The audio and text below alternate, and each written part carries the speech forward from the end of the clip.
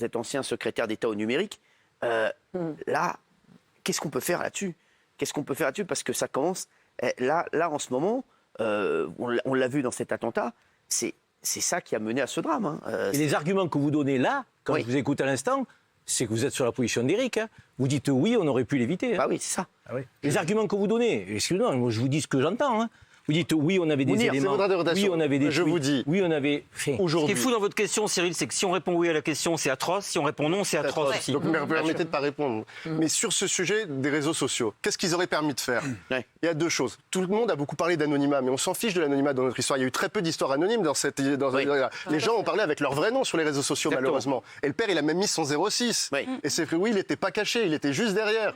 Donc aujourd'hui, c'était pas une question d'anonymat. Et la nouvelle question qu'on pose, et ce que Laetitia Avia propose dans son nouveau texte aujourd'hui, c'est pas de dire aux plateformes vous auriez dû empêcher l'anonymat de ces personnes, c'est de dire quand il y a une parole qui met en danger la vie de quelqu'un, il faut pouvoir arrêter. Et moi, je veux vous dire aussi, Cyril, que sur ce plateau, il y a Madame Ben Mohamed. Vous avez été une chef de meute contre certaines personnes sur les réseaux sociaux, notamment contre une militante de mon mouvement. Et ça, je vous le dis, je l'ai en travers de la gorge. Vous avez donné son nom et son prénom parce que vous n'étiez pas d'accord avec ses idées.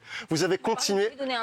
On va le faire ensuite. Moi, je vais pas redonner son nom et son prénom. Pardonnez son nom à l'antenne. Alors, on n'est pas là. Oui. Vous l'avez fait avec Madame Erazoui. Vous avez essayé une phrase qui était quand même extraordinaire. Je voudrais sortir le popcorn, mais j'en ai pas. Je vais sortir la pizza avec les enfants pendant qu'un autre de vos amis était en train de donner son lieu d'habitation, des détails sur sa vie familiale, et vous l'avez fait. Vous êtes complice de ces types de meutes en ligne. Donc ça, je trouve ça inacceptable. Et les réseaux sociaux, aujourd'hui, on veut les responsabiliser. Et moi, je pense qu'il faut aller plus loin. Puisqu'ils ne parlent qu'avec l'argent, il faut qu'on les tape au porte-monnaie sur ce sujet-là.